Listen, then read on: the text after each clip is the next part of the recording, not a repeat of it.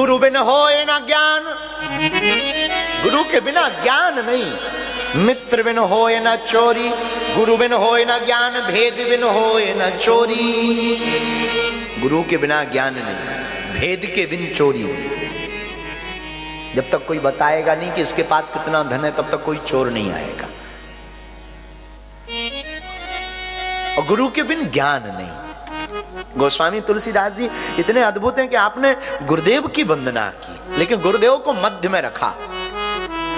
फिर अंत में आपने लिखा, नाना पुराण निगमागम सम्मितम यद रामायणे निगदितम क्वचिदिन दयन्त्योपि स्वान्तः सुखाय तुलसी रघुनाथ गाथा भाषा निबंध मति मंजुल मातु। किसी ने पूछा आपने रामायण क्यों लिखी? गोस्वामी जी बोले, भैया हमने रामचरित मानस किसी और के लिए नहीं, अपने मन के सुख के लिए रामचरित मानस लिखी। और आप रामायण में पढ़ेंगे तो बीच में गुरु की वंदना, और पहली चौपाई जो पढ़ेंगे उसमें भी गुरु की ही महिमा। प्रथम चौपाई रामायण की पढ़िए सब लोग। वंदामो गुरु पद परम परा, वंदो गुरु पद परम परा, परागा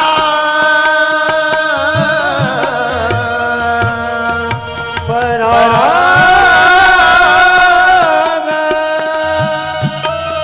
वंदो गुरु पद परम परागा, वंदो गुरु पद परम परागा।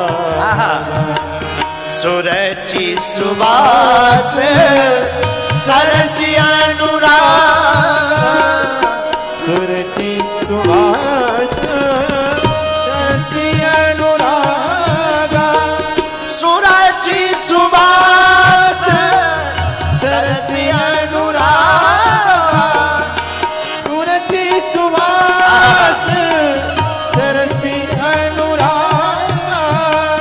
श्री गुरु पद नख मणि गण जोगी, श्री गुरु पद नख मणि गण जोगी।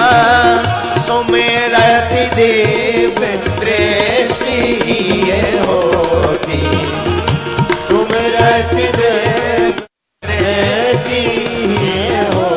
बोलो श्री राम जय राम,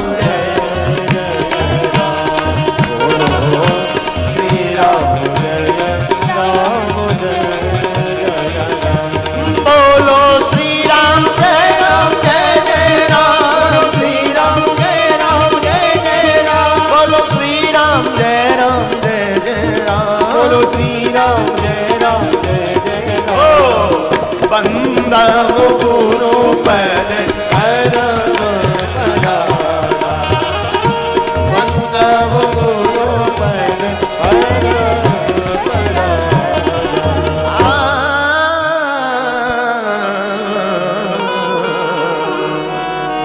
श्री हनुमान जी महाराज की जय हो, गुरुदेव भगवान की।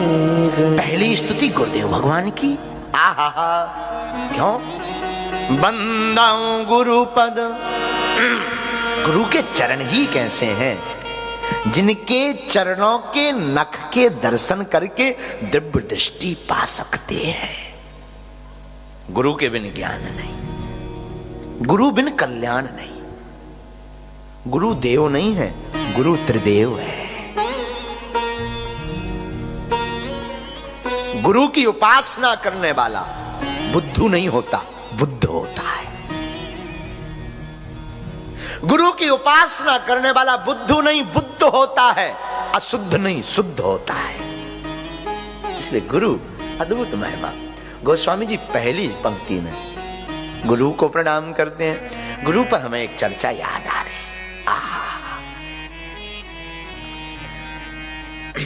एक परम भगवत भक्त की कथा हमें याद आ रही, जो बहुत ही गुरुदेव को मानते थे।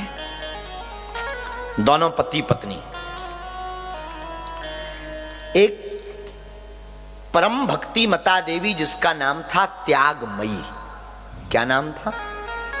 त्यागमयी। भील नहीं थी, जाति से भील नहीं।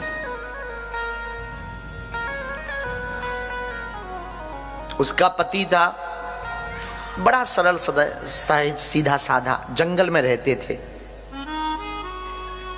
वन में निवास करते थे। उनके घर के नजदीक थोड़ी दूरी पर वन में एक शिवालय था, टूटा फूटा, एकदम टूटा हुआ। कभी कभी वो जाते, दर्शन करते।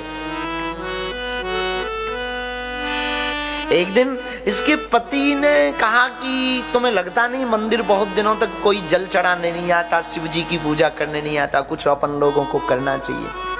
तो पत्नी ने कहा महाराज मैं कहना चाहती थी पर संकोच बस नहीं बोल पाई। आप लाओ ना, उतना दूर जाना बड़ा मुश्किल है, थोड़ा दूर है, आप शिव जी को लाओ। तो उसका पति थोड़ा बलशाली था, हट्टा कट्टा, तो शंकर जी की बड़ी सी पिंडी कंधे पर उठा कर ले आया, घर लाके रख लिया। रास्ते में एक गुरुदेव मिले, एक संत मिले, उनको प्रणाम किया, महाराज हम जा रहे हैं, शिव जी को ले जा रहे हैं, कोई पाप तो नहीं लगेगा। दोनों पति पत्नी ले जा रहे थे। महात्मा ने कहा कोई पाप नहीं लगेगा, अच्छा है, पर एक काम करो, ले तो जा रहे पर नियम करना। महाराज क्या नियम है? भस्म लगाना, बिल्वपत्र चढ़ाना, रोली तिलक लगाना, जल चढ़ाना, आरती करना, कर्पूर गौरम करुणावतारम संसार सारम भुजगेंद्र हारम सदा वसंतम हृदयार वृंदे भवम भवानी सहितम नमामि। हम लोग ये आरती गाते हैं, पर प्रायः आप लोगों को सुनकर आश्चर्य लगेगा, ये कोई आरती नहीं है, ये भोले बाबा के स्वरूप के वर्णन की स्तुति है। इसमें कर्पूर गौरम, ये जो कपूर जैसा रंग है ये भोले बाबा का है। कर्पूर गौरम करुणावतारम, भोले बाबा इतने करुणावतार हैं, इतने भोले हैं कि इनका नाम भी भोले पड़ गया। संसार सारम, संसार के साथ, भुजगेंद्र हारम, भुज माने भुजगेंद्र मतलब नाग, नाग का ही जिनके गले में हार है, तो भुजगेंद्र हारम, सदा वसंतम, सदैव मौज में रहते हैं, अक्खड़ फक्कड़। भोले बाबा के भक्त जितने भी मिलेंगे तुम्हें अक्खड़ और फक्कड़ मिलेंगे। अभी हम काशी गए ना, काशी के निवासी सब अक्खड़ फक्कड़, हर हर महादेव।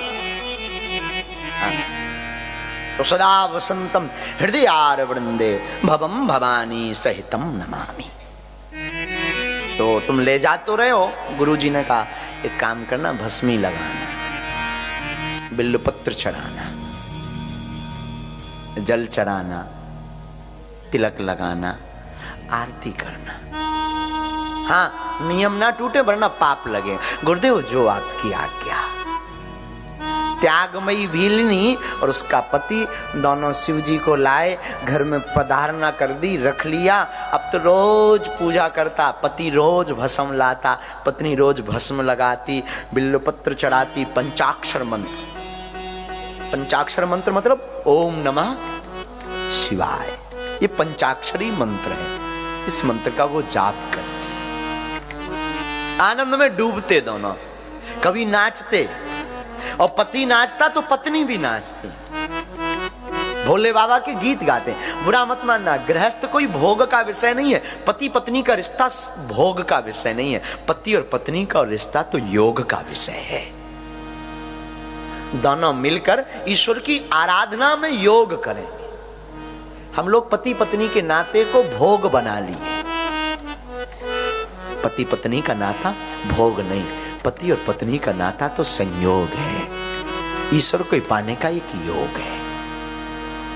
दोनों नाचते, पति भी नाचता, महादेव के गीत गाते, हर हर महादेव शंभु, शंभु तेरी जटा से बहती है गंगा धारा।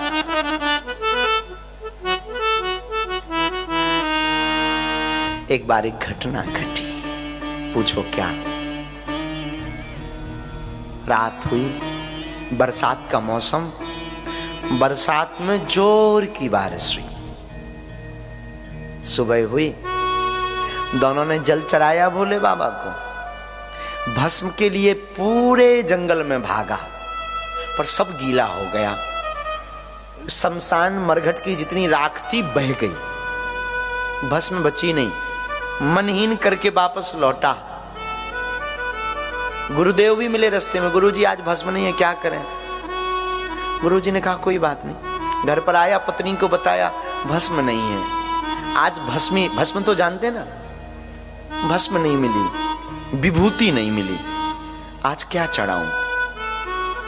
पत्नी ने पति के भाव को पढ़ लिया कि भस्म के बिना इन्हें लग रहा पूजा अधूरी है, इनका मन हीन है। तो पत्नी ने हाथ जोड़कर कहा बुरा मत मानो और आप परेशान मत हो, एक काम करो, मैं अभी व्यवस्था करती हूँ। झोपड़ी बना रखी थी, गरीब थे, जंगल में रहते थे। झोपड़ी का पूरा सामान, बारिश तो बंद हो गई थी, घर के बाहर रखा, झोपड़ी की घास फूस निकाली, घास फूस लकड़ी जितनी झोपड़ी की लगी थी सब निकाली, दिया सलाई, आगी जलाने के लिए सामान निकाला और कपड़े पहन करके उस घास फूस की लकड़ियों पर बैठ गई। पति ने कहा ये क्या कर रही हो? बोली महाराज तुम सोचना मत, तुम्हें हमारी सौगंध है, तुम इस लकड़ियों में आग लगा दो, मैं इस लकड़ियों पर बैठी हूं, मैं जल जाऊंगी, मेरे जलने के बाद जो भस्म निकले ना उससे महादेवों को विभूति लगा देना, पूजा कर लेना, पूजा अधूरी ना रहे तुम्हारी, तुम्हारा मन खिन्न ना रहे।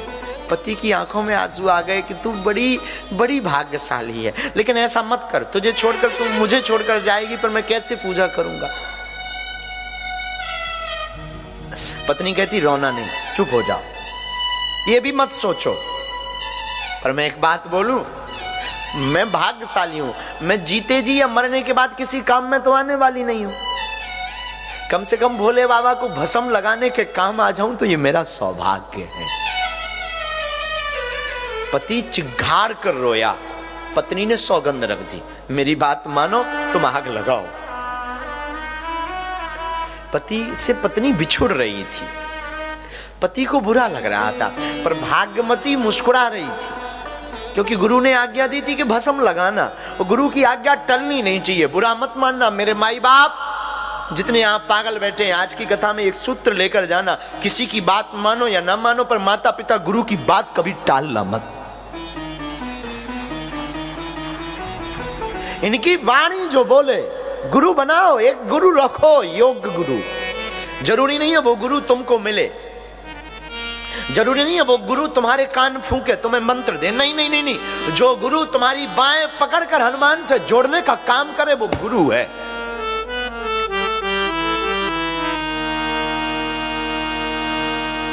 गुरु ने कहा था भस्म लगाना, अब वो बैठी है, आग लगाओ, चिल्ला रही, आग लगाओ। पति कह रहा तू बाबरी है, तू पागल है, तेरी मति मारी गई, मैं तुझसे कैसे दूर रह पाऊंगा, तू जल जाएगी, मर जाएगी। वो कहती मैं काम तो आऊंगी भुजनाथ के। तो लड़ करके उसने आग लगवा दी, आग में जल भी गई।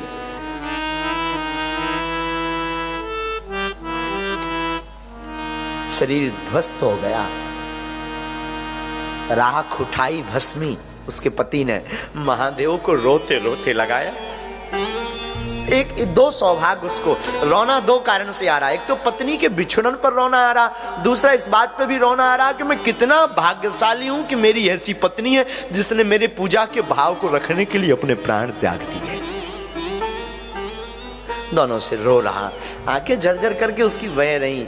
उसने महादेव को भस्म लगाई, आरती की, स्तुति की, और जैसे ही नाचने का मन हुआ तो आज तो और बाबरा बन के नाच रहा। नाचना प्रारंभ ही किया, गुरु ने इस दशा और दिशा को देखा, गुरु गदगद हो गए, विश्वनाथ से भी रहा नहीं गया, और देखते ही देखते, नाचते ही नाचते उसकी पत्नी भी पुनः अग्नि से प्रकट होकर के नृत्य करती। पति ने कहा मैं सपना तो नहीं देख रहा, कोई ये प्रेतनी तो नहीं है, ये तो जल गई थी, तू कौन है? भाग्यमती है। उसने हाथ पकड़ करके कहा स्वामी, आज तक गुरु की आज्ञा मानने वाला और शिव को मानने वाला कभी घाटा नहीं खाया जिंदगी में, ये गुरु कृपा है। ये गुरु बुरा मत मानना मेरे माई बाप, हम तो तुमसे सिर्फ इतना कहते हैं, तुम्हारा गुरु एक बार बोल देना तो तुम किंतु परंतु मत करना, कुछ मत करना। जिसे तुमने गुरु माना ना, देखो गुरु कहना मत, और कहना तो फिर छोड़ना मत। हमारे पूज्य गुरुदेव का एक शब्द बड़ा प्यारा था। हमारे पूज्य गुरुदेव कहते थे, या तो गुरु को मानना छोड़ दो अथवा गुरु पर सब कुछ छोड़ दो। फिर सुनो पागलो, या तो आज के बाद तुम लोग गुरु को मानना छोड़ दो अथवा गुरु के ऊपर सब कुछ छोड़ दो।